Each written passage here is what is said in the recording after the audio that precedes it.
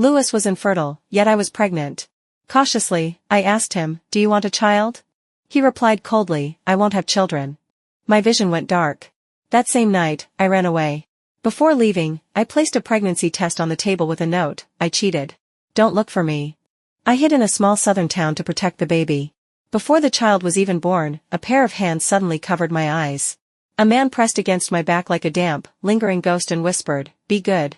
Come home with me, we can pretend none of this ever happened. The kid is so cute. Isn't the country promoting childbirth? I want one too." After dinner, I lay on the couch scrolling through videos. I stumbled across an adorable little girl. Big eyes, fair skin, sweet and well-behaved. I tapped like. She was so cute. I loved her instantly. I wanted to have a child like that too. Lewis had just finished clearing the table. He sat beside me and saw my comment. His gaze deepened, though he said nothing. Remembering something, I straightened up and tugged at his sleeve. "Why that expression? Don't you think she's adorable?" Lewis replied perfunctorily, I didn't give up. "Don't brush me off like that. Answer properly." This time, Lewis didn't even look at my phone. He said flatly, "I don't like children." My breath hitched. His expression was nothing like his earlier nonchalance. I could tell, this time, he meant it. He truly did not like children. Trying to sound casual, I asked, "Why not? Isn't she adorable? Pretty, quiet, what's there to dislike?" Lewis said, "Do I need a reason not to like them?" I couldn't reply. Silence spread between us, broken only by the child's sweet voice in the video calling the person behind the camera Mommy. I grew annoyed and swiped to the next video. Maybe because I rarely like videos, the moment I liked that one, the algorithm flooded my feed with cute kids. Last time it was a little girl, this time, an adorable little boy. Maybe Lewis preferred boys over girls? Unconvinced, I tugged his sleeve again. "What about this one? He's really cute too." As always, Lewis said, "I don't like them." Maybe, he just didn't like other people's children? As I scrolled absent-mindedly, a thought surfaced. If it were his child, would he react differently? I didn't tug his sleeve again. I waited until he finished what he was doing. When he bent down to kiss me, my thoughts scattered. Wrapped in his arms, breath unsteady, I murmured, "Do you want a child of your own?" Lewis ruffled my hair. "Why are you still hung up on this? I don't like children, boys or girls. I won't have kids." I froze. Thankfully, in our current position, my face was hidden against his chest. My hand drifted subconsciously to my stomach, then recoiled as though burned. He didn't like children. My mood sank. I no longer felt like scrolling. I muttered that I was tired and went to the bedroom to bathe and sleep. Lying under the covers, my mind replayed Lewis's words. He didn't like children. He didn't like any children. And he would never have a child. My eyes burned. I almost cried. I blinked hard until the urge subsided. Sleep. Just sleep. After sleeping, things would feel normal again. I had barely closed my eyes when a familiar scent, bitter orange, wrapped around me in a warm embrace. Lewis murmured against my ear, his voice low and gentle, "I'm not arguing with you on purpose. I really don't like children. And I'm infertile. I can't have kids. Let's not fight over this, okay?" His words didn't comfort me, they froze me solid. He said, he was infertile? He couldn't have children? But. I glanced at the trash can nearby. Inside was a used pregnancy test. 2 red lines. Mine. I was unmistakably pregnant. I was pregnant. Lewis and I had been together almost 5 years. For the first 2, he took precautions. Then one day, he simply stopped. I thought he was tired of making concessions and wanted me to compromise instead. Since he was the one providing for me, I didn't argue. Quietly, I started buying emergency contraception, reminding myself to take it afterward. But every time I left the pill on the bedside table, by night, it would be in the trash. Lewis felt no guilt at all. He only said, "Don't take those. They're bad for you." But getting pregnant and having an abortion is even worse for my body. Lewis was forceful. No matter how many times I bought pills or hid them, he always found them. Eventually, I gave up. Fine, then. If I couldn't take birth control, he would just have to take responsibility if I got pregnant. Yet after all these years, I never conceived. I thought the heavens had spared me. Who knew Lewis was infertile? If he's infertile, how am I pregnant? I had only ever been with him. I had never even held another man's hand. There was no drunken blackout, no memory gaps, nothing that could explain being with someone else. But a few days ago, my period still hadn't come. I opened my tracking app, 10 days late. Late period plus no contraception equals high chance of pregnancy. I ordered a pregnancy test. Followed the instructions. And within minutes, 2 bright lines appeared. 2 lines meant, pregnancy. The moment I realized I was pregnant, I slipped instantly into the role of a mother. I could almost see a tiny life growing vigorously inside me. A faint heartbeat seemed to echo through my flesh, landing softly against my eardrums. That was my child. Lewis's and my child. But now, there was a problem. Lewis was infertile, and he disliked children. How was I supposed to tell him? I had originally planned to surprise him in 2 days, on my birthday. But what was meant to be a surprise had become a shock. Telling him now would be the worst possible choice. This wouldn't do. I was so anxious I didn't know what to do. Fortunately, Lewis had arranged to take me on a trip for my birthday. He'd been extremely busy, flying around for work, juggling endless tasks just to clear enough days for our vacation. He worried about me. Every day, he sent message after message right on schedule. Only when he flew across the ocean did I finally get some breathing room. The time difference made our routines misalign. I avoided video calls. My replies became perfunctory, and he had no choice but to accept them. I was too tense and overwhelmed to deal with him. But perhaps this was for the best. While he was away, I finally had time to think clearly. He hadn't known I was pregnant when I asked him before. If he knew, perhaps he would answer differently. Like a parent who insists they dislike cats, yet once their child brings home a kitten, they become the one who spoils it most. Lewis might be the same. Once I thought of it that way, the knot in my chest gradually unraveled. Something so important should be discussed honestly, face to face. That night during our video call, I was visibly more relaxed, and Lewis noticed. What happened? Something good? Want to share it with me? Resting my chin on my hand, I said, I figured something out. Softly, he asked, what is it? I'm not telling you. Lewis pretended to be troubled. So you have a secret now? Yes. A very big secret. So big, how big? He asked leisurely. I made a circle with my fingers. Big enough to scare you. We chatted idly for a while. It was getting late. He had to work, I needed to sleep. He waited for me to end the call. Right before I hung up, I smiled brightly and said, that secret I mentioned.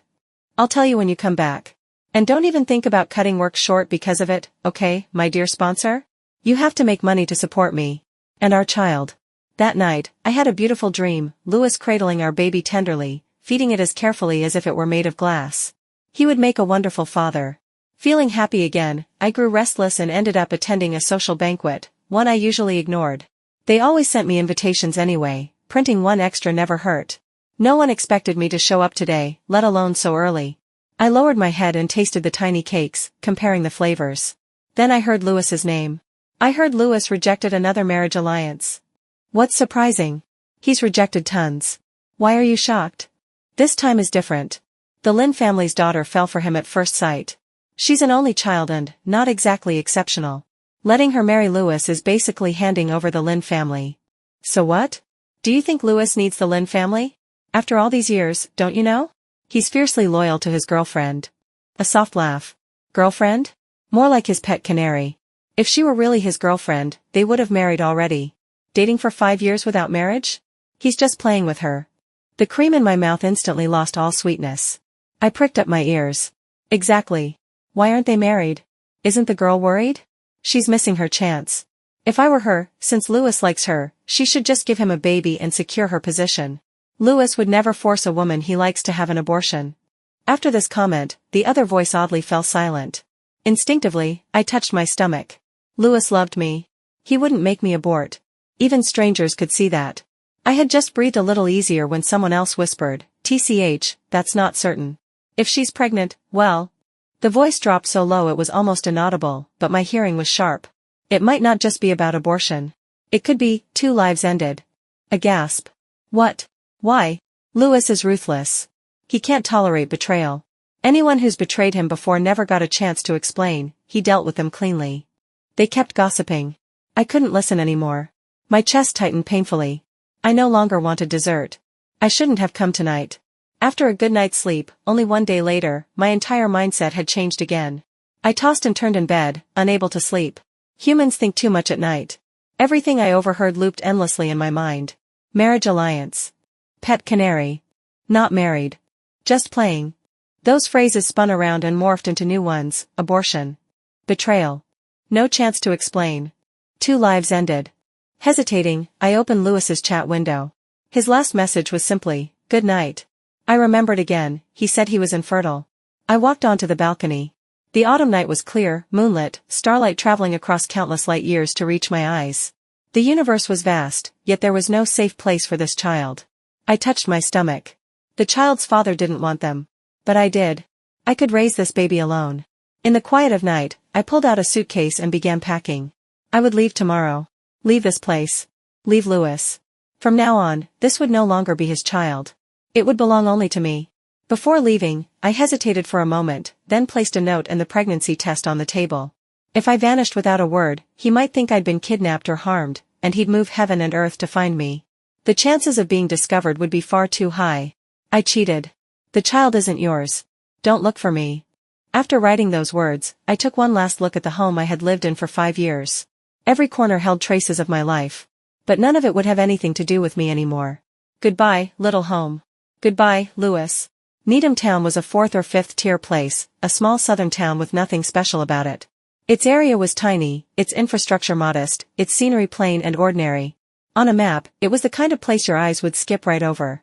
Housing prices weren't high or low, cost of living was just average, and even people looking for so-called lying flat sanctuaries online wouldn't choose a place like this. There weren't many job opportunities either, young people left, and the elderly stayed behind. It was a town frozen somewhere in the early 2000s. Shuttered storefronts, quiet streets, and an occasional electric tricycle buzzing past.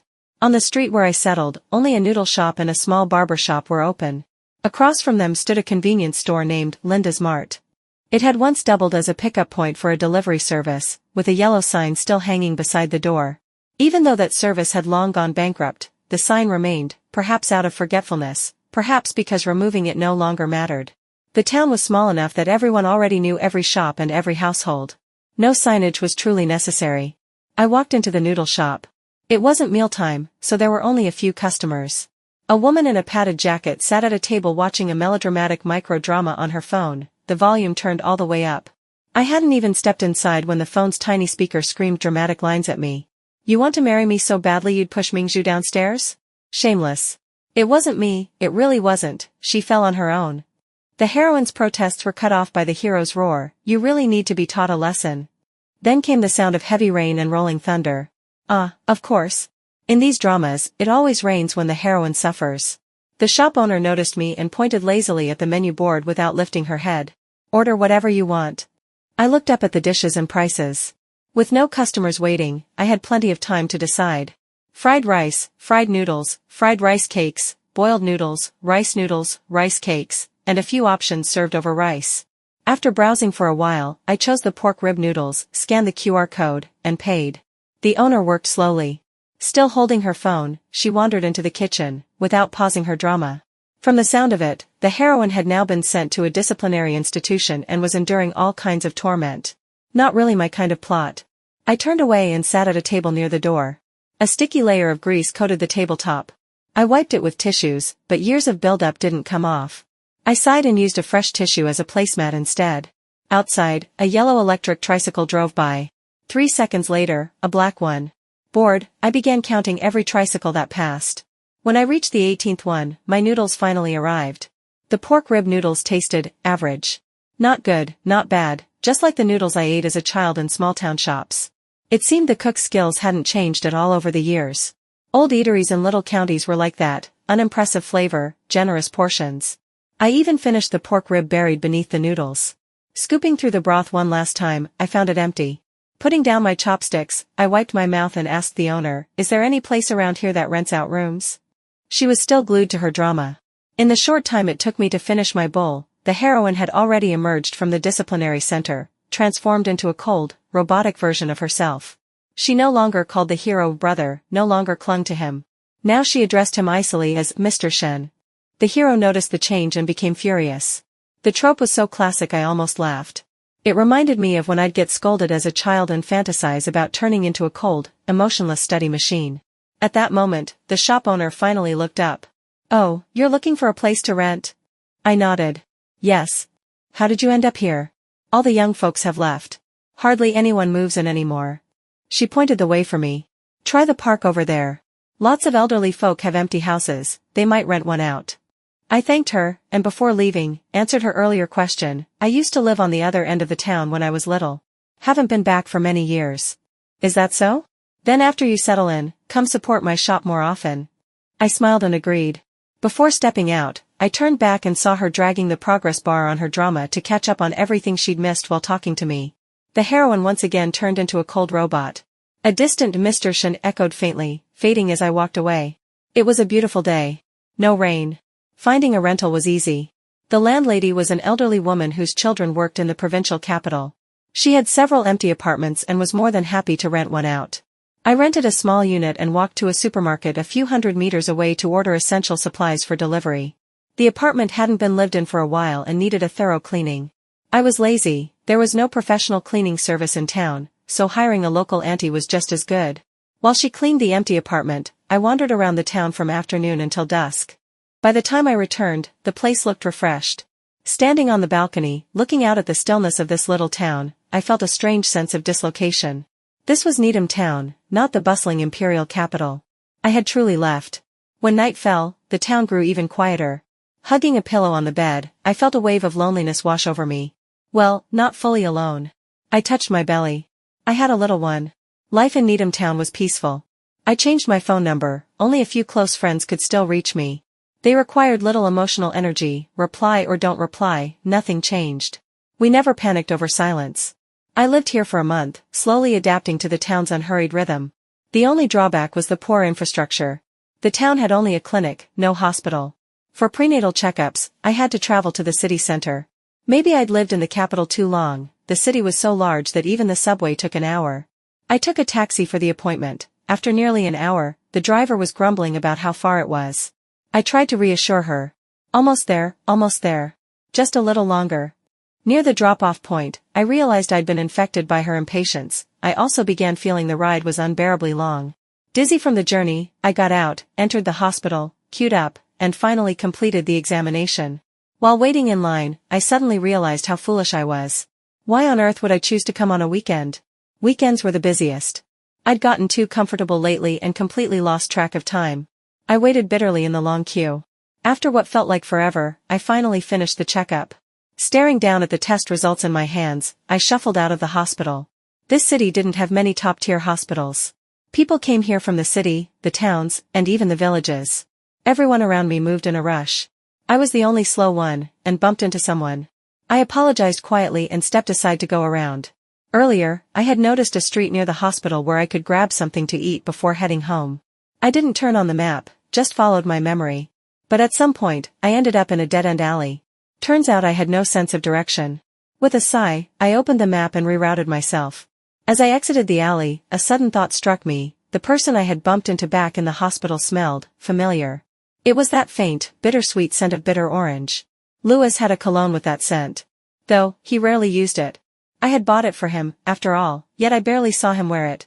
So much effort wasted just picking it out. I shook the thought away and continued toward the food street. A man's back came into view on the roadside. It looked strikingly like Lewis's, just a little thinner. Great. A whole month of not thinking about him, and today, I couldn't stop. Was this what they called the Proust effect?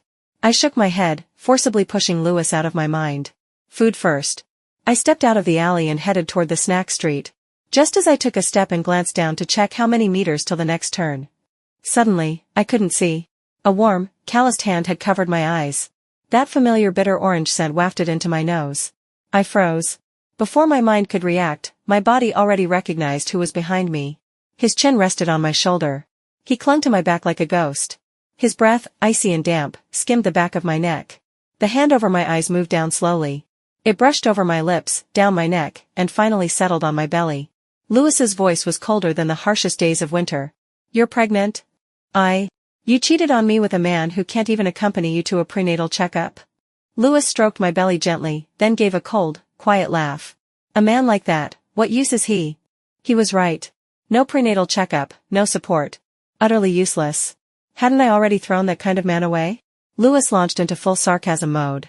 Jessica, your taste in men has really gone downhill. I fell silent for a moment. I know. You know? Lewis's tone turned even icier. I asked in return, then what do you want me to say? He let go of me and stepped around to face me. It had been over a month since I last saw him. The moment I got a good look at Lewis, I was taken aback. In my eyes, Lewis had always been someone who cared deeply about appearances. He was a bit of a clean freak, a bit obsessive. He kept himself groomed and polished every day, always appearing in public at his absolute best, never disheveled. But now, standing in front of me, his stubble hadn't been shaved in days. A shadow of blue covered his chin. Dark circles loomed under his eyes. He'd lost a significant amount of weight. And then it hit me. That back I had seen earlier, the one I thought resembled Lewis's but thinner, it was him. What had he done to himself? Even when he was pulling all-nighters for work, he never looked this rough.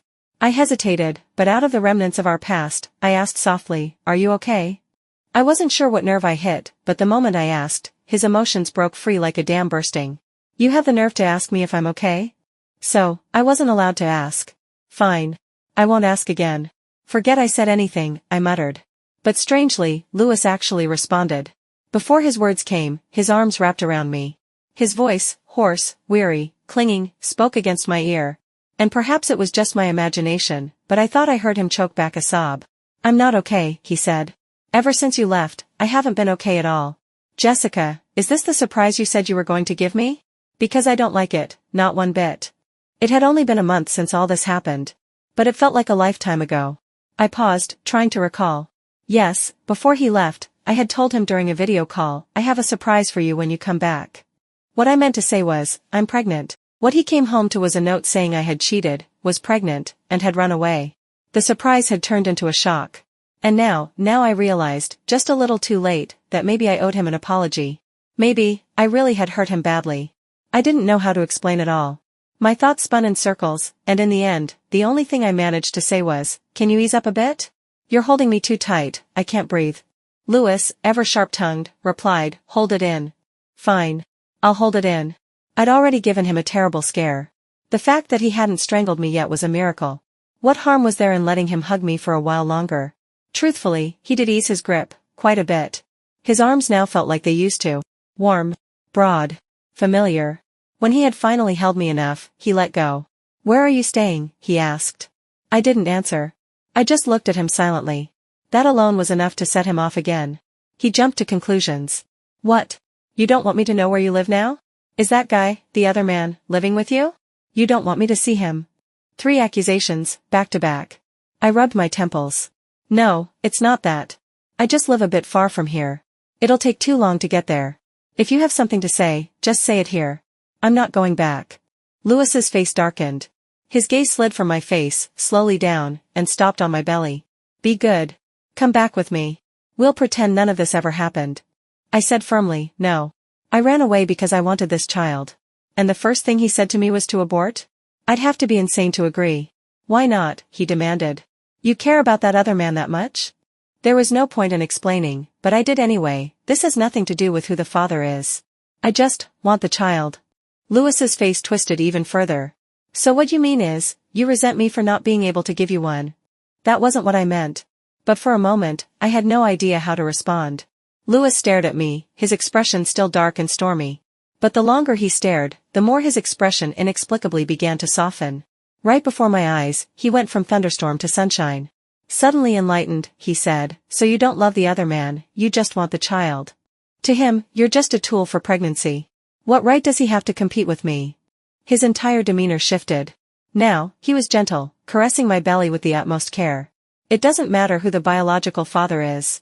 A man who won't even accompany you to a prenatal checkup, how could he possibly care for you or this child? Come back with me. I'll raise the baby as my own."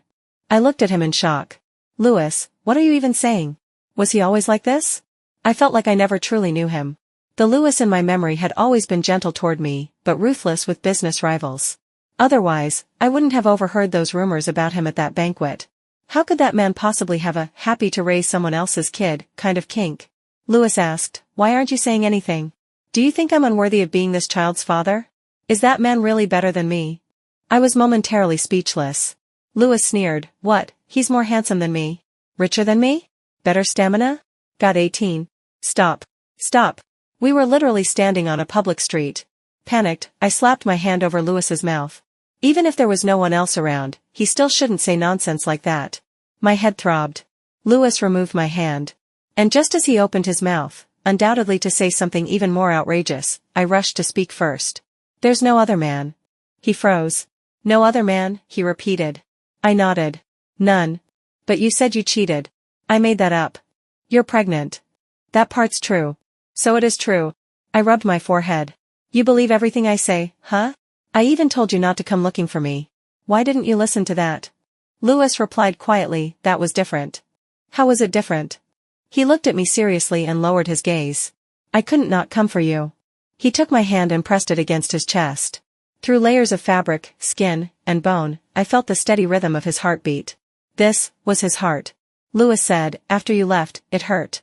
It wanted to come find you. I ruined the moment with a deadpan response. People are controlled by the brain, not the heart. Your biology knowledge is lacking, it was your brain that wanted to come find me. After all the times I'd been left speechless by Lewis, it was finally his turn. I could practically see a white speech bubble pop up over his head. Inside it, 6 bold black dots. In Needham Town, leases were usually long-term. I had rented my place for a full year, but only stayed for 1 month. The remaining 11 months of rent were wasted. The thought made my heart ache. Lewis asked, how much was your rent? I counted on my fingers. 600 per month. So 6,000 for the year. Because of you, I wasted 5,500. Lewis stared at me, his expression full of speechless disbelief. As if to say, you're really heartbroken over 5,500? He pulled out his phone and tapped on it a few times. Check your phone. I pulled it out. Checked. Nothing. What am I looking for exactly? We stared at each other. I didn't give Lewis the reaction he wanted, mainly because I didn't know what reaction he was looking for. Seeing my blank expression, he grabbed my phone. After a second, his brow furrowed. There's really nothing here. You changed your SIM card? You changed your number, but not the bank account it's linked to. I caught the key words. You transferred money to me? How much? Lewis ignored me. But my curiosity had been lit on fire. I chased after him like a child begging for candy. How much did you send? That card isn't deactivated, but I did lose it. I haven't replaced it yet. Honestly, I'd been putting off replacing it. Didn't want to risk reopening old wounds by seeing old contacts or messages. I was waiting until I fully settled here before getting a new one. But now that Lewis had sent me money, how much had he sent? I was practically scratching my head in agony. Yet no matter how much I begged, Lewis refused to answer. He simply picked up the clothes he'd bought at the supermarket and walked into the bathroom. I followed him into the bathroom. Lewis, he truly had no sense of shame. I stared at him, and he actually managed to shower with a perfectly calm expression. In contrast, I was the one who eventually felt embarrassed. After watching for a bit, I quickly turned away. But just as I was about to leave, Lewis pressed up behind me. His skin was still damp, and the water droplets from his chest soaked through the back of my clothes. His heated kisses trailed along the nape of my neck. Lewis. My voice trembled slightly. He murmured, his voice deep and rich, lower than usual, and even more intoxicating in that moment. I reminded him, I'm pregnant. Lewis kept kissing me, then bit the back of my neck. Did he think this was some ABO story? Marking me like that? His voice was muffled. I know. I braced myself for him to say, it's not even my child. But luckily, he didn't. Instead, he turned me around in his arms and kissed me on the lips. I didn't reject him. He was restraining himself. Lewis really did have a beautiful voice. Especially when he was breathing heavily, it stirred all kinds of memories. Over 1,000 days and nights together played through my mind. My breathing grew uneven too. I reached out toward him, a little hesitant. Surprisingly, Lewis pulled away. He pushed me gently out of the bathroom, voice rough, don't start. Oh, I'm the one starting? My nightgown was soaked. I went to the closet and found another to change into. Lewis didn't come out for a long time.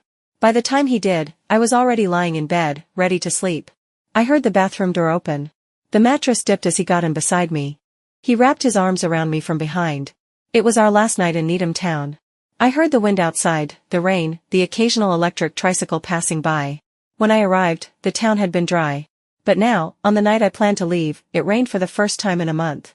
The fine drizzle tapped gently against the window, trailing down the glass like tears. As if the town was bidding me farewell. And then I heard Lewis's voice. He said, I love you. It seemed like he'd fallen asleep. I quietly turned in his arms, shifting from back to face. He hadn't moved. I gently traced his brows and sighed, why didn't you ever ask who the father is? His eyelids twitched. I leaned in and whispered into his ear, should I tell you? He was good at pretending. So I blew softly into his ear and whispered. There was no affair. The baby is yours. Lewis's eyes flew open. Really? Told you he was faking sleep. His reaction made me want to tease him. Just kidding. The light in his eyes dimmed slightly, but he recovered quickly. If you're willing to lie to me, it means you still care about me. What had he been doing all month without me, training to emotionally manipulate himself? I gently caressed his cheek. I wasn't lying. It is your child. When the baby's born, we can do a DNA test if you want. It's 2025, there are ways to be sure. I thought he'd be happy after hearing that. But he wasn't. He stayed gentle as always, but the way his eyes lowered revealed his anxiety and restlessness. I leaned in and kissed him softly on the lips. Jess, he whispered. Why don't you look happy? Is it because you don't like kids? Back when I'd asked him, every answer he gave had been, I don't like them. But now, he had come all this way for me. I could see it clearly, he wanted to be with me. But as for the child, he didn't care. Not really. He didn't even ask if it was his. Lewis's movements stiffened slightly. I'm sorry, he said quietly. I stared at him without blinking. If it's my child, then why did you leave? He asked, gently brushing his fingers over my skin. Was it because I said I didn't like children? His words faltered. So long, the sentence nearly fell apart. I yawned, tears forming at the corners of my eyes. I closed them. It was time to sleep. The last thing I heard before drifting off was Lewis's voice, soft and low. I don't want to lie to you. I really don't like kids. But if it's our child, I'll try to love it the way I love you. I hugged him back gently. Okay. After we returned to the capital, time passed. My belly gradually grew bigger. One uneventful afternoon, I came home and opened the door. And was immediately greeted by a flurry of falling petals. The rich fragrance of roses filled the entire apartment. Petals were scattered across the floor, laid over a red carpet. As I walked along the carpet, I saw gift after gift arranged in a line. Starting with a baby's longevity locket, each present seemed to represent a stage of life. 1 year old. 2 years old. 18 years old. And it didn't stop there. The gifts continued, all the way to 24. The 25th birthday gift was a massive bouquet of roses. Nestled in the center of that enormous bouquet was a small box. Lewis stepped out from the right. I asked him, you're giving the baby gifts before it's even born? And why up to 25? Why not just 18? He shook his head. They're not for the baby. They're for you. You're turning 25 this year. He took the box from the center of the bouquet. Opened it. Inside, the diamond sparkled. He took out the ring, knelt down on one knee. And proposed. I remembered what I had overheard before I left, at that banquet. We've been together so long, I said softly, tilting my head. Why are you only proposing now? Lewis's voice was low. Today is our 5-year anniversary. I blinked in surprise, waiting for him to explain. You forgot, he said gently. When we first got together, you once saw a proposal video online. The couple had been together for 5 years before getting engaged. You looked so envious. I saw the comment you left under the video. You said you hoped to marry someone after 5 years too. So that was it. A tiny moment I had long forgotten. But he remembered. And just like that, all my questions were answered. I thought Lewis would never want a child. But now, as he held me close and whispered he'd try to love ours the way he loves me, I believed him. We missed 5 anniversaries, yet he remembered every word I'd once said. So I said yes. To the baby. To him. To us. To a future I thought I'd already walked away from.